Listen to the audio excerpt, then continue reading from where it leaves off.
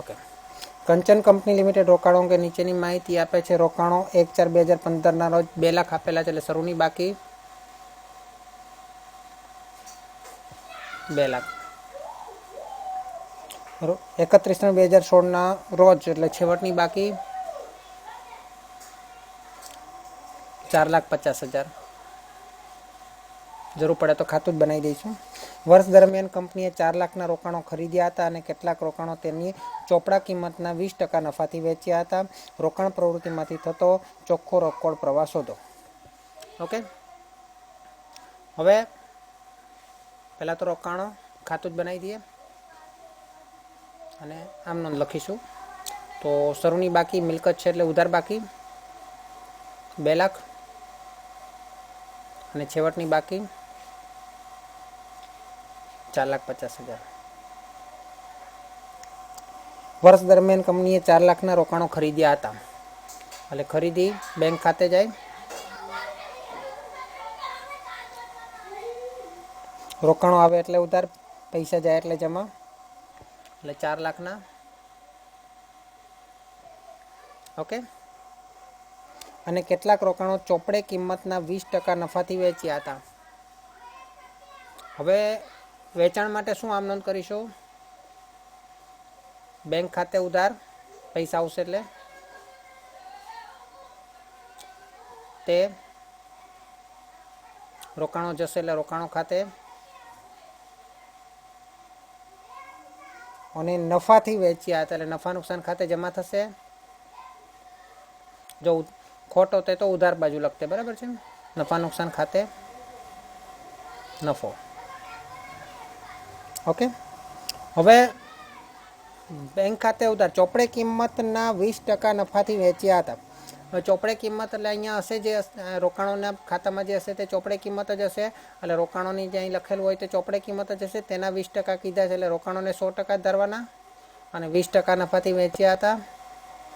હા, વેચાણ કિંમતના 20% નફા કીધા હોય તો તમારા અહીંયા રોકાણો કેટલા આવશે? તો પછી વેચાણ કિંમતના 20% કીધા હોય તો બેંકમાં 100% લેવાના.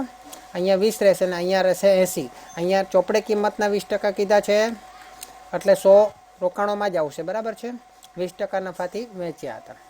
હવે પહેલાં તો આપણને ખબર નહીં પડે એટલે આપણે આમ નોંધ લખી દીધી છે. આમ નોંધની એન્ટ્રી આપી દઈએ. તો રોકાણો ખાતામાં રોકાણો સિવાયની એન્ટ્રી આપશું. નફા નુકસાન ખાતે જમા લખ્યું છે એટલે રોકાણો ખાતાની ઉધાર બાજુ લખશું. અને બેંક ખાતે ઉધાર લખ્યું છે તો રોકાણો ખાતે જમા લખશું, બરાબર છે. હવે બેંક ખાતે કેટલા થશે? ટોટલ 120% થશે, બરાબર છે. બેંક ખાતે 120% થશે. ચલો, બંને બાજુ ટોટલ સરખો આવવો જોઈએ કે નહીં? હવે નફા નુકસાન ખાતે કેટલા છે? 20% છે એટલે હું 20x લખી દઉં તો ચાલે કે નહીં? સમજવા માટે 20x લખું તો, અને બેંક ખાતામાં 120x લખું તો, હવે બંને બાજુનો સરવાળો અહીંયા જ લખું છું, 20x અને 120x. બંને બાજુનો સરવાળો સરખો થવો જોઈએ. તો ઉધાર બાજુનો સરવાળો કેટલો થાય? 4 લાખ પ્લસ 2 લાખ એટલે 6 લાખ પ્લસ 20x બરાબર જમા બાજુનો સરવાળો સરખો થવો જોઈએ એટલે 4,50,000 પ્લસ 120x.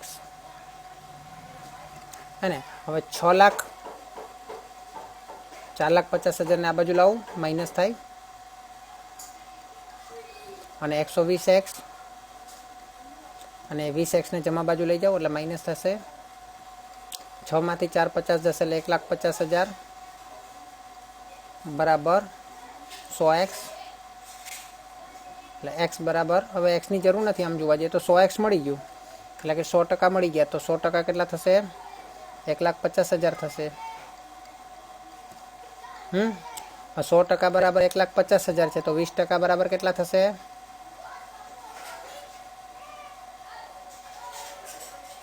1,50,000 ના 20% કરો 30,000 થશે. અને અહીંયા 1,80,000 આવશે. અને કદાચ તમે x શોધી લો તો કેટલા આવશે? x ને 1500 एक्सनी किंमत 1500 मूकी दो એટલે બંને બાજુ જવાબ પણ આવી જશે 1500 ગુણ્યા 20 એટલે 1500 ગુણ્યા 20 એટલે 30000 અને 1500 ગુણ્યા 120 એટલે સોરી 1500 ગુણ્યા 120 હા 1500 ગુણ્યા 120 એટલે 1,80,000 હવે બંને બાજુ જો સરવાળો આવી ગયો સરખો 4,50,000 પ્લસ 1,80,000 એટલે 6,30,000 અને 4 ને 2 6 લાખ પ્લસ 30,000 એટલે 6,30,000 સરવાળો સરખો આવી ગયો. હવે આપણે શું કહ્યું છે રોકાણ પ્રવૃત્તિમાંથી થતો ચોખ્ખો રોકડ પ્રવાહ રોકાણ પ્રવૃત્તિ થતો ચોખ્ખો રોકડ પ્રવાહ રોકાણ પ્રવૃત્તિમાંથી થતો ચોખ્ખો રોકડ પ્રવાહ એટલે તમારે જે બેંક ખાતે છે તેની એન્ટ્રી જોઈએ તો પૈસા કેટલા આવે છે તો વેચીએ તો પૈસા આવશે એટલે બેંક ખાતે જે 1,80,000 છે તે શું કર્યું રોકાણ વેચાણ એટલે પ્લસ 1,80,000 અને રોકાણ ખરીદી કેટલાની 4 લાખની એટલે માઇનસ 4 લાખ જવાબ કેટલો આવશે રોકાણ પ્રવૃત્તિમાંથી થતો ચોખ્ખો રોકડ પ્રવાહ માઇનસમાં 2,20,000 અને શું કહીશું રોકાણ પ્રવૃત્તિમાંથી થતો ચોખ્ખો રોકડ પ્રવાહ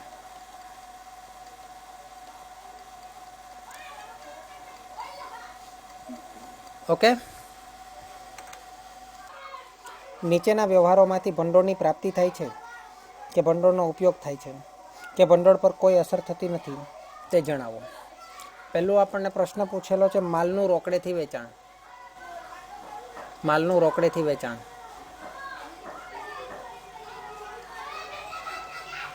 બોલો ભંડોળની પ્રાપ્તિ થશે કે ભંડોળનો ઉપયોગ થશે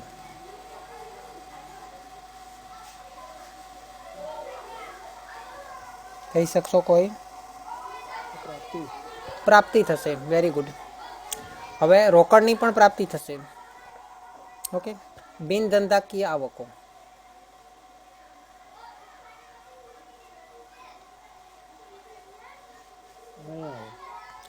બિન ધંધાકીય આવકો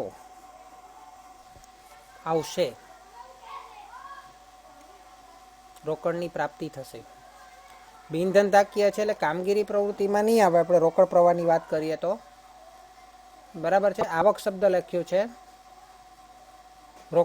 બિન રોકડ આવકો લખ્યું હોય ને તો નહીં આવે બિન ધંધાકીય આવક લખેલું છે એટલે કે તમે માનો કે બીજી કંપનીના રોકાણો વેચ્યા હોય તો બિન ધંધાકીય આવક જ ગણાય ધંધાની વસ્તુ નથી મકાન વેચ્યું હોય તો પણ આવક જ ગણાય ઇક્વિટી શેર બહાર પાડ્યા હોય તો પણ એ બિન ધંધાકીય આવક જ ગણાય ધંધાકીય આવકમાં તો એક જ છે પેલું માલનું રોકડેથી વેચાણ એ જ ધંધાકીય આવક કહેવાય બીજી બધી બિન ધંધાકીય આવક જ ગણાય એટલે એમાં પણ ભંડોળની પ્રાપ્તિ થશે જૂના યંત્રનું રોકડેથી વેચાણ એ પણ ભંડોળની પ્રાપ્તિ જૂના યંત્રનું રોકડેથી વેચાણ ડિવિડન્ડ ચૂકવવામાં આવે ઉપયોગ થશે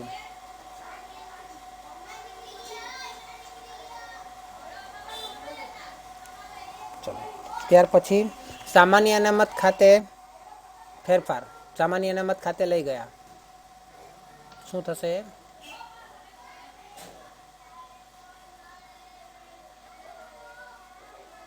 સામાન્ય અનામત ખાતે લઈ ગયા કોઈ અસર થશે ભંડોળમાં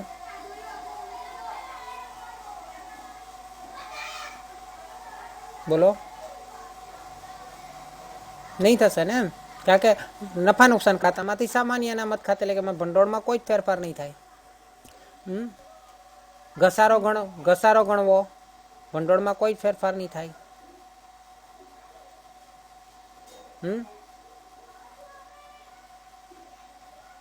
કરવેરાની જોગવાઈ કરવી ભંડોળમાં કોઈ જ ફેરફાર નહીં થાય કરવેરાની ચૂકવણી કરવી તો ભંડોળનો ઉપયોગ થશે ડિવિડન્ડ જાહેર કરવું, ભંડોળનો કોઈ જ ફેરફાર નહીં થાય, પણ એટલે કે ડિવિડન્ડની જોગવાઈ થશે, પરંતુ ડિવિડન્ડ ચૂકવવું એટલે ભંડોળમાં ફેરફાર થશે.